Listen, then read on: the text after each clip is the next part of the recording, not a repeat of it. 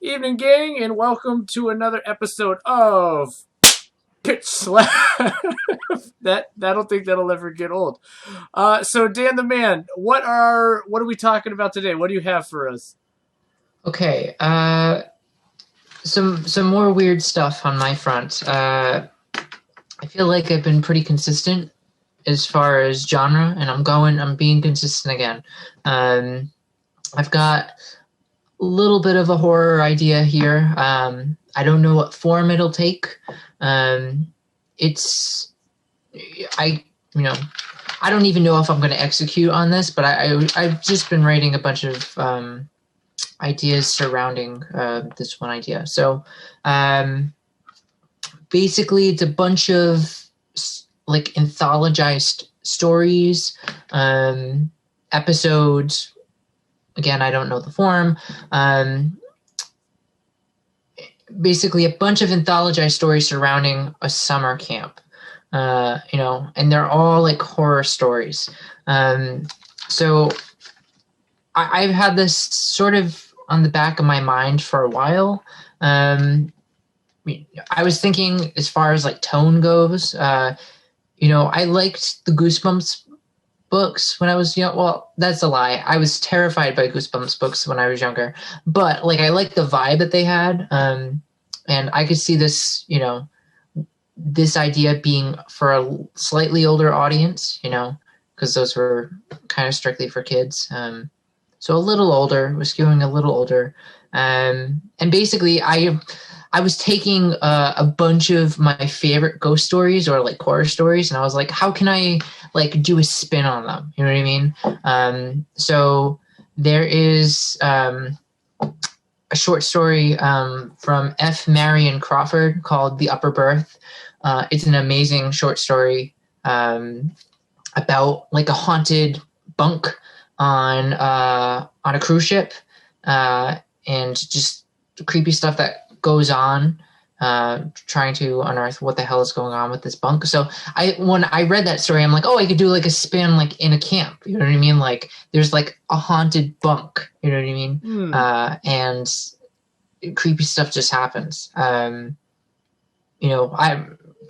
It could be a ghost, it could be a demon, something that just haunts. Like somebody sleeping in the lower bunk, like here's a bunch of crazy stuff in the upper bunk, and they're like afraid to, leave their bed because they're afraid something's going to jump out at them. I could just see that being kind of a cool spin on that story.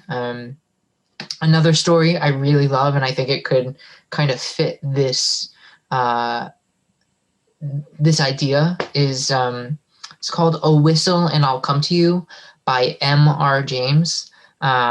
It's about this mysterious whistle that conjures a ghost. So this guy like unearths like this artifact from the ground, and he blows on it. It's a whistle, and he's like, oh, that's weird, nothing's happening. And then like slowly creepy things start happening, and there's like a ghost in his room. And I was like, oh, that could be kind of cool to play around with in a summer camp setting. Another one idea that I was like, I want to steal ideas from this, was The Turn of the Screw by Henry James. And really the idea there that I was thinking to steal was the idea of someone drowning in a lake, and there just being kind of a ghost set around that. Maybe there's some sort of messed up love story, like Henry James sort of like depicts in his novella. But I was like, okay, I could steal that little kernel of an idea, combine it with some of the other ideas. Where Are You Going and Where Have You Been by Joyce Carol Oates is this terrific short story about it's basically about a predator who may or may not be the devil, who comes to harass and eventually prey on like a young teenage girl. So I was like, I could maybe throw something there. And then this last one, Edith Wharton, one of my favorite ghost story writers, she has a story called Afterward. And it's a pretty simple concept. but it's basically somebody approaches this couple and says, like, you're going to be haunted by a ghost, but you won't know it until after the fact. You know what I mean? So like the whole story, you're like reading and you're like, okay, what was the ghost? When did they encounter the ghost? And it's not really until like the last paragraph that you're like, oh man, like there it was. You know what I mean? So I don't know. I just love all of those stories, and I feel like there's a maybe a way to like remix them in a way that fits a spooky summer camp. You know, kind of plays with the tropes of summer camp horror movies. Yeah, I was like, I could possibly see this being a television show. Not that I plan on writing it as a television show, but I was thinking Tales from the Loop on Amazon was sort of like an analogous thing. That's basically a bunch of sci-fi stories that are kind of loosely connected by like the same setting and a few characters, but they're all individual stories. So I could see something like that.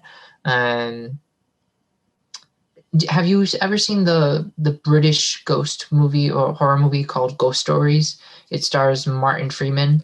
I have heard of it. I know we've talked about it once before. I haven't seen it, but go on. Sorry. Yeah, no. I was thinking that's sort of a similar vibe. I was thinking, oh, maybe this could fall into that sort of story where it's like there's an overarching story with miniature stories in between that sort of connect. Like Pulp Fiction in a sense, right? Like Yeah. They're these separate anecdotes, but they're all part of this larger world.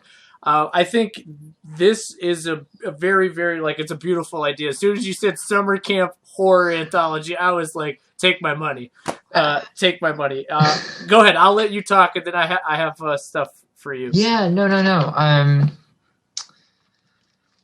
looking at my notes, Stefan. But I'm glad that you like the summer camp horror aspect. I mean, as someone who is a summer camp counselor, I thought you might like that. I wrote a thing. It's a very short thing, but I wrote it about a year ago, and I'll read a little bit from it. But it was set in a summer camp or some sort of camp, and I was thinking maybe this could tie in. So yeah, I'll just read. It's a few paragraphs. Yeah, please. And this is a short story that like didn't go anywhere. And like I wrote a little piece and then dropped it. So I was like, maybe I can try to tie it into this weird anthology. Okay. Awesome Untitled. Anthology. Well, thank you. So it's untitled so far. For 4 years, my mom shipped me off to Camp Marigold. I think she hoped it would do me good, that it would make me into the steady and sweet, God-fearing lady she never was. But really, I knew it was to keep me off her back. While I was away, she could drink, gamble away our money, and cavort with all the dangerous men she liked without the shame of a daughter's presence. While I was away, I was not sorely missed. Camp Marigold was a retreat for young women of Christian values. In other words, Jesus Camp. In other words, the place where all your poor Jesus freaks and your rich, not nice words, come under one roof to sing about how much they loved each other and the Lord. The first night of camp was always the worst. The counselors who had heard all the girls around the campfire and make us tell a story. And it had to be a true story, of course. The truth will set you free, chimed Mrs. Clearwater, our camp director. It purifies the soul. It strengthens our community. True, the stories were, and by tradition, never fun. Year after year, I sat around that campfire listening to girls shoveling the same horse crap. Stories about day trips to the beach or dates with boys, or, for the sycophants, their undying devotion to the Lord. After a while, they all blurred together into one big, sad story. But there was one story I remember clearly. I can't seem to shake it. Every time it comes back to me, I feel it take root inside me, like a hook stuck in the belly of a fish, and it pulls me deeper and deeper back into that time. "The devil knows me well," the girl said, standing over the flames. "He waits for me around every corner. He watches me everywhere. He's even watching me right now." I wish I could have snapped a picture the moment these words were spoken. All these sniveling brats and tight-assed counselors, bug-eyed, stone-faced, and scared shitless. All still and deadly silent, so quiet you could hear the dark woods breathing around us. So that was a piece. Oh, thank you. That was a piece. Dude. Thank you. But that's all I got for tonight. Give me your thoughts. Give me your your ideas. I'm willing to take it. I don't know if I'm ever going to do anything with this, but I thought it would be fun to pitch it. Pitch slap. Mic drop, man. Just overall mic drop. I think this is a genius idea for one. And like you already have I'm sure I think it's perfect. Like that opening I think is perfect. It establishes this character as a reliable narrator, right? Like I sense some Holden Caulfield, right? Like he doesn't want to be there or she doesn't want to be there, but she's there, so she's trying to make the most of it in some aspects, right? You get that whole coming of age perspective, trying to fit in, find your people, and then it's like, oh, by the way, here's some crazy stuff that's also going down. Like, I don't know, Dan. Take my money. Just take all my money. It's great. I hope this ends up being something you do work on or come back to periodically. But really, just take my money now. Take it all. I love it. I can't say enough good things about it. As far as a title, right? So as you mentioned, I am a camp director and I've been a camp counselor and I've been an activity specialist, right? So I've been in summer camp. I work at a summer camp obviously in the summer, but like you could call it sessions, right? Because at least the camp that me and Sam work at, they break it up into first session, second session, third session, and the last one is fourth session, right? So each session could have a story, right? Where perhaps it focuses on a counselor, a kid in one group, a kid in another group, or whatever, but they're all in the same world. Or the camp could be just the linking thing, right? One story could be in first session, summer of 1970 something, and it could go second session, summer of 2020, and then third 1980, so on and so forth. But like the things you pitched, right? I'm just throwing some ideas if you want to play with, but I feel like I'm stunned, man. I'm just stunned. The Goosebumps thing I think is very popular, right? Not just because the movie just came out, so it's reintroduced people.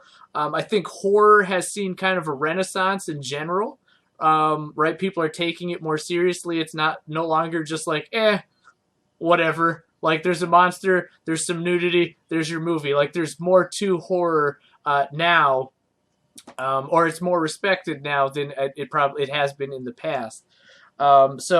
The story, one of the stories, The Haunted Bunkhouse, right? I think that's excellent, right?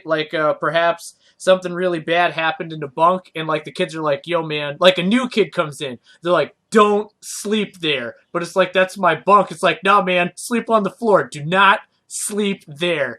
Something bad, then they tell him what happened and maybe it's a ghost. Maybe it's some creature or something. But that could be a cool way of going about it. The mysterious whistle, right? You mentioned a ghost. What if it's a dog whistle and it calls a werewolf or something to it?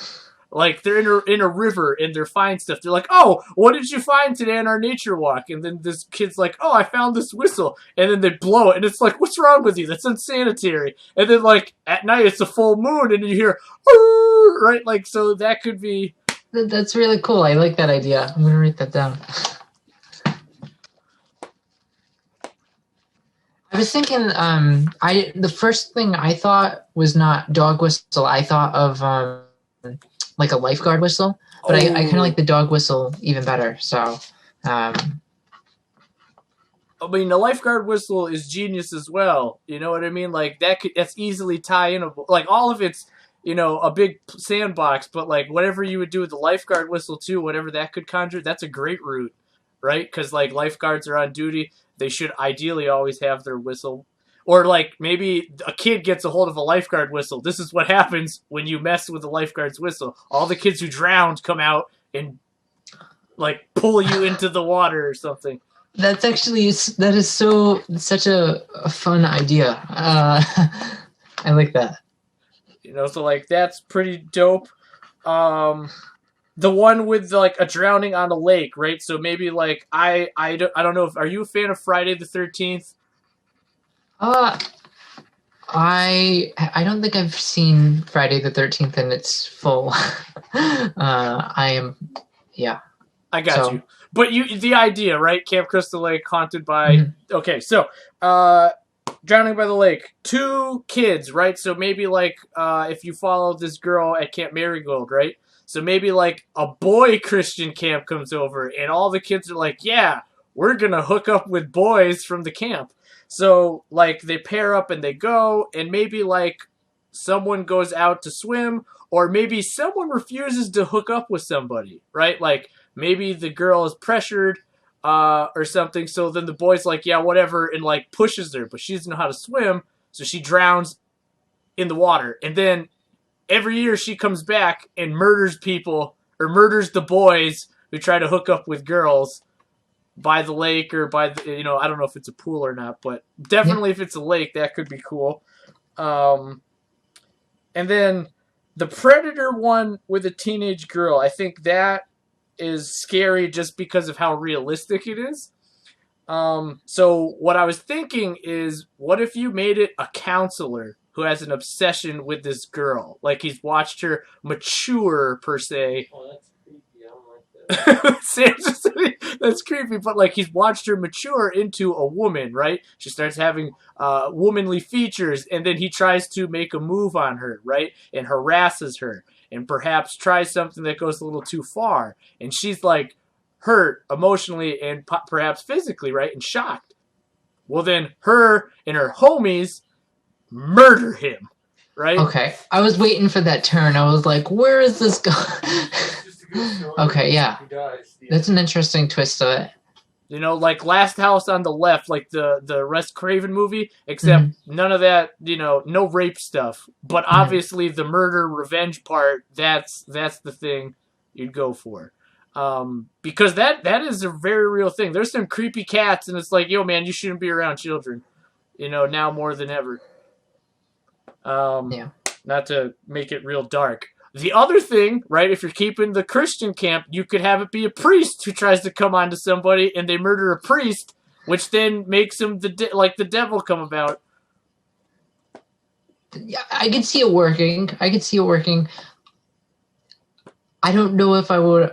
Yeah, maybe I'm gonna backtrack because I know my capabilities as a writer and my limitations, and I don't know if I could do that well. You know what I mean? So definitely a lot of things to mull over. Maybe it's just because the topic just creeps me out of predators. You know what I mean? Which is weird because I pitched that idea to you. So it's like how weird could I have felt about it? You know what I mean? But yeah. Well, I mean, when you start adding details and layers to flesh to things, and it sounds weirder, more realistic, real, right? Like it's like, oh, cool, it's an idea, but then we're talking about it. I can see how it's like, oh, that's uncomfortable. Yeah, on a lot of levels, super uncomfortable. So, but I think in that that awkwardness, that uncomfortability, because it's something, right? Like society knows is bad, but we don't like talking about. So it's like, this is realistic. This is horrifying. As far as your writing abilities, man, the sky's the limit. I personally think you could do anything, and I'm not just saying that. You really can. But it is an uncomfortable topic, absolutely. But for real, this whole idea is great. And then the encounter, when did they encounter the ghost? That last one you talked about, when did we encounter this ghost? Maybe a lifeguard let someone die and it's following them around or something, or some kid passed away at the camp and it's always there. Or maybe like a ghost that doesn't know they're a ghost, Right, like they and like still nobody think, knows they're a ghost. Yeah, yeah, that's perfect. Like, oh, why didn't they call my name? Like, my mom paid, I'm here, you guys see me, right? And yeah, they're trying to come to terms with the fact that, like, yo, you're dead. yeah. But you mentioned some short stories, right? I thought that was real cool. With each one, you were like, hey, this is kind of where this came from. I like that the turning of the screw, right? Haunting on Hill House, like elements of that is a constant for you. I think that's wicked awesome.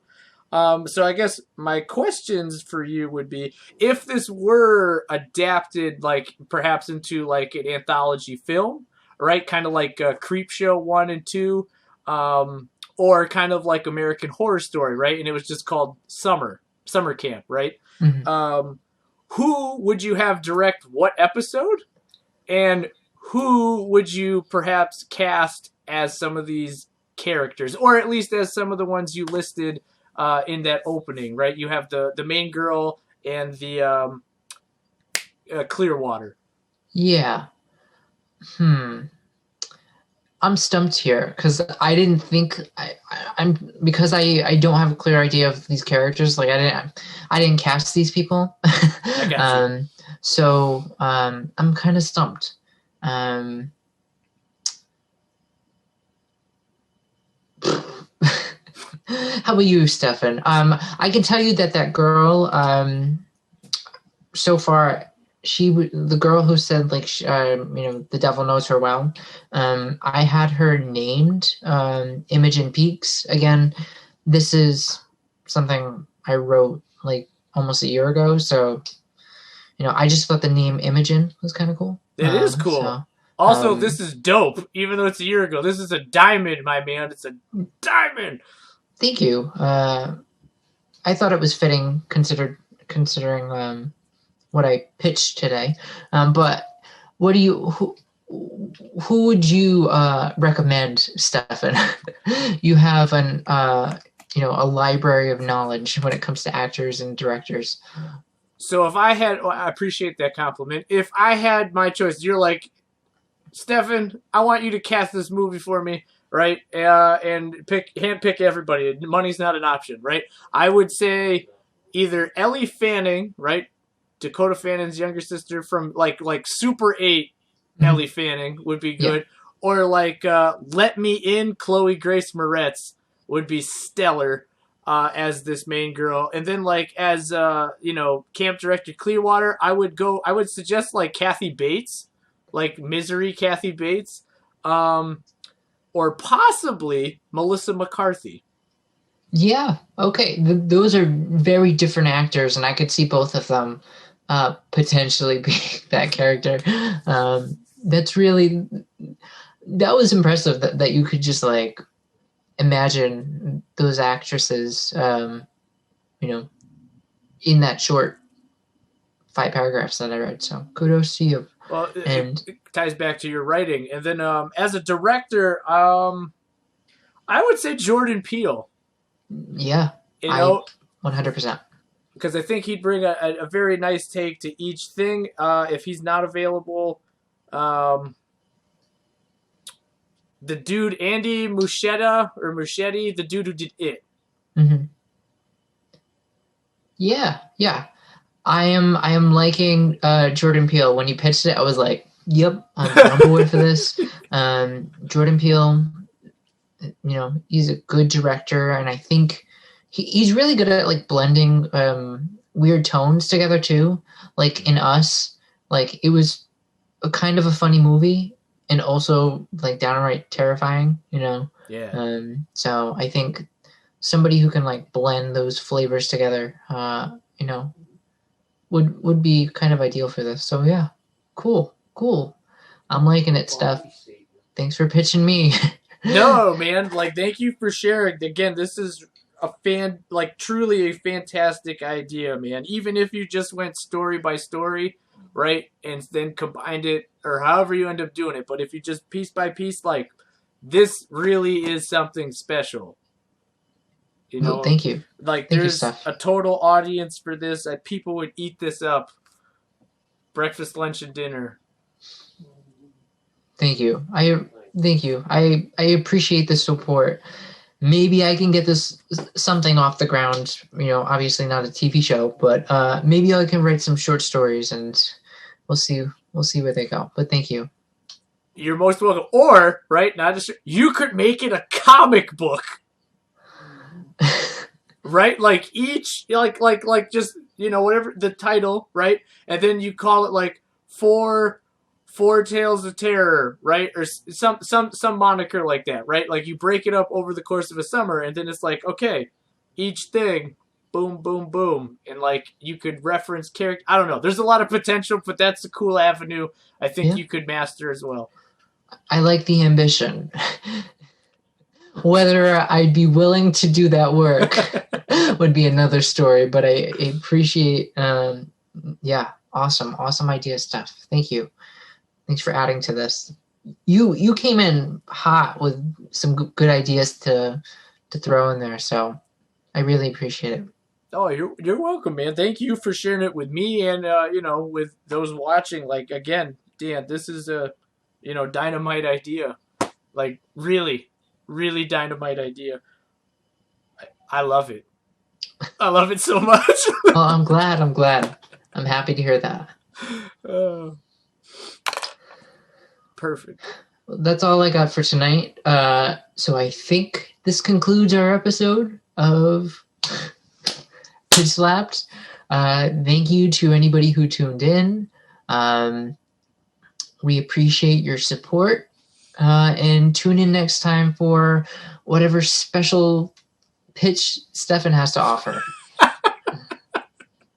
I hope it'll be good, but we will see you next time.